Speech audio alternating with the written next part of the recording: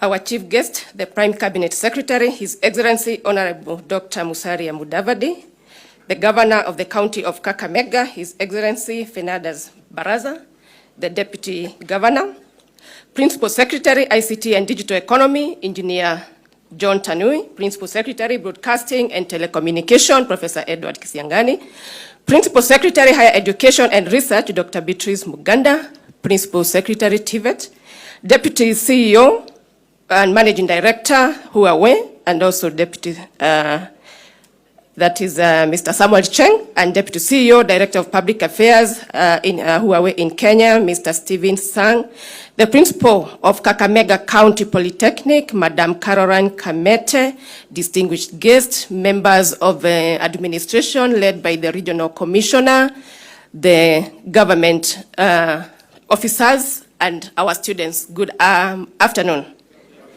It's a real honor to be here, Your Excellency. Let me begin by expressing my gratitude to each and every individual and group presented here in today's meeting. I deeply appreciate the time, resources, and effort you have invested to be here. Karibuni sana. We have seen a lot that has been done here, and really glad to see a lady reading. I was telling my colleagues, everywhere where there is a lady, you'll see this kind of progress, and would want to encourage more women to be in that positions, Your Excellency. It is an honor to lead the digital superhighway agenda for our country. This is a transformative initiative aimed at connecting Kenyan to the opportunities of the digital economy. Among its key components, the Digital Hub stands out as a cornerstone of this vision. These hubs empower our youth by providing access to the internet and other online services that we are rolling out. We already heard what our young people had to say. They are already making dollars, and I think that is a vision we had from the word go. It is our duty as leaders to ensure we double these dollars. It should not be $100 next year. We should be talking about thousands and thousands of dollars that is coming to our communities. As we work to lower the cost of devices, these digital hubs remain our most effective tool for reaching all Kenyans. They provide access to essential services. Devices equip individuals with valuable digital skills and offer high-speed internet, ensuring that no one is left behind on our journey toward a digitally empowered society. Excellency, distinguished guests, I see immense potential to the digital hubs as centers of innovation and inclusion. My vision for these hubs goes beyond providing computers. I envision a diverse range of equipment, including tools for creative economy, such as podcasting and videography, to gear enabling our youth to produce and monetize audio and video content. Again, we are saying we want to create jobs. We want to create jobs of high level, dignified jobs that our young people can do in this digital space. Additionally, I see these hubs as centers of accessibility equipped with assistive technology devices to ensure that people enabled differently can seamlessly access the internet and participate fully in the digital economy. These advancements will empower all Kenyans to leverage digital technologies for creativity, productivity, and inclusion.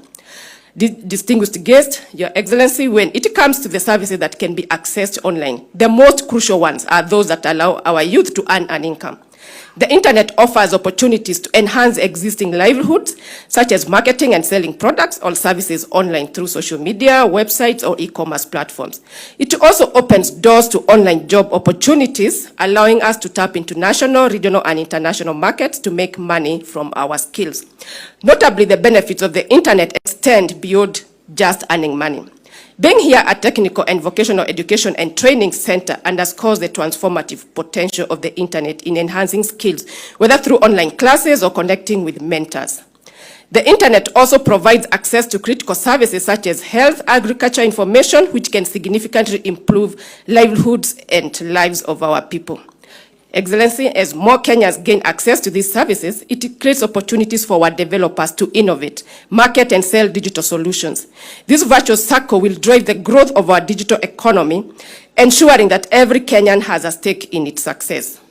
In line with this vision, a team from Strathmore University, and you had this before, in collaboration with Communication Authority, conducted an evaluation of the Digital Hub in Kakamega, which has been operational for the past year. Their baseline assessment conducted before the hub was established has been compared with the current impact, revealing significant positive outcomes. Notably, the Digital Hub has brought clear educational benefits, including increased enrollment as the TVET institution has become more attractive to youth.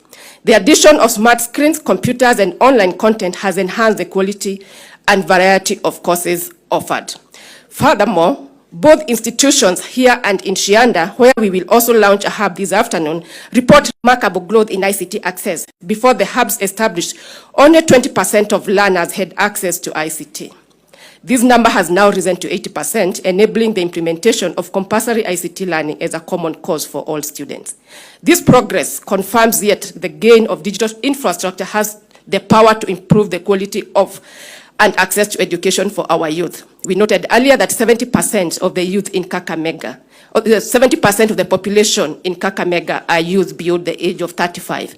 And these are the people we must support to ensure that they are getting into the digital space to create jobs, to create content, to ensure that they are progressing their livelihoods.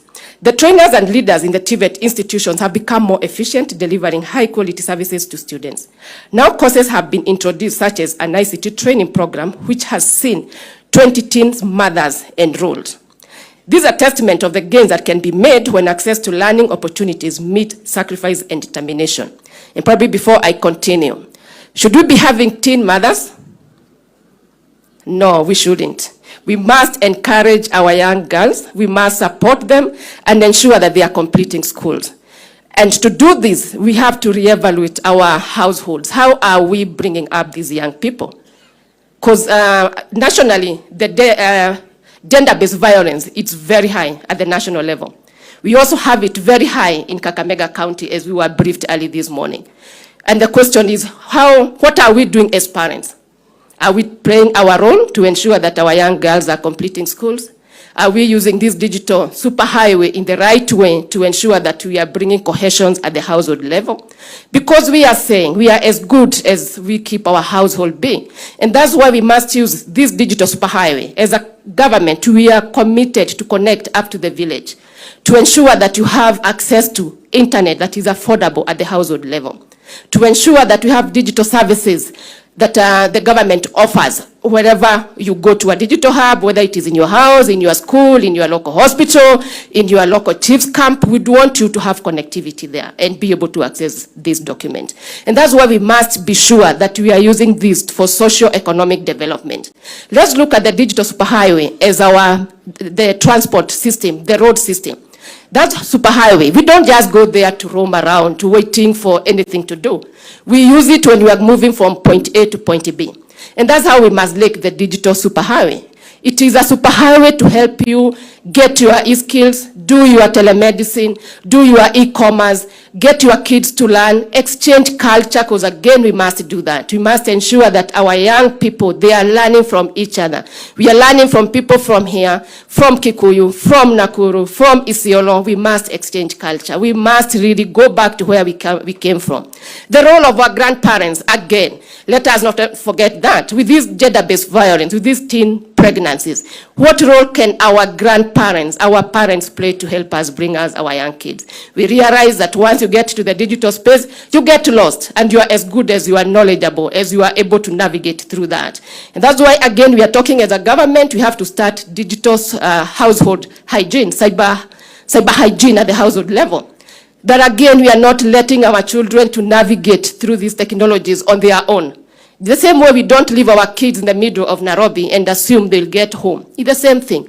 You don't give your kids a digital device and assume they'll navigate and know what content to read, and finally in the evening you assume all is well. We must be vigilant to ensure that we protect our future generation. To continue, the community has benefited with many individuals using the computers and internet to apply for jobs. I think that is evidence. We have free Wi-Fi that covers the entire complex, has been transformative, with community members using their own devices for e-commerce and government services, among others. In fact, the availability of free Wi-Fi has directly driven an increase in smartphone ownership, as locals are now willing to invest in smartphones, knowing that they can access free internet. And again, it's about disposable income. Nobody should be using more than 10% of their disposable income to access digital services, because it needs to be a public good. It needs to be a basic right, so that you have to access your government services at an affordable rate. Finally, I wish to remind you of the African saying, which says, if you wish to go fast, go alone, but if you wish to go far, go together.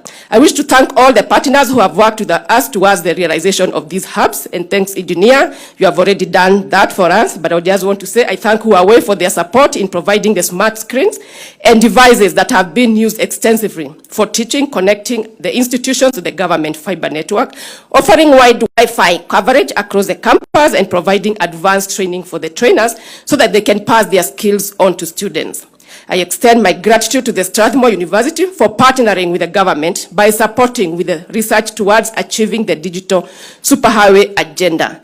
And I want to challenge research institutions, let's look at lived experiences. We are connecting these people, but we do want to hear from them. What are they gaining from this connectivity? I think that is very key for us, so that we can continue improving and providing what is needed. And also guide our young people to contextualize solutions, to contextualize use of these digital services, to come up with solutions that we can use both at the national level and at the global level. We are talking of creating jobs, and these are the avenues we'll use to create jobs, to ensure in your bedroom in Kakamega, you can come up with a solution that can solve issues in China, in Estonia, across the globe. I think that's the thinking we'd want to give our children as we move forward.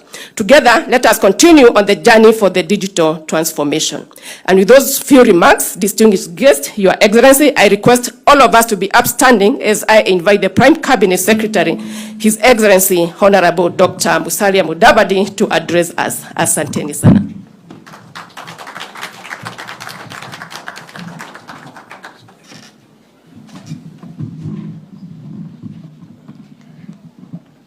Thank you. Please be seated.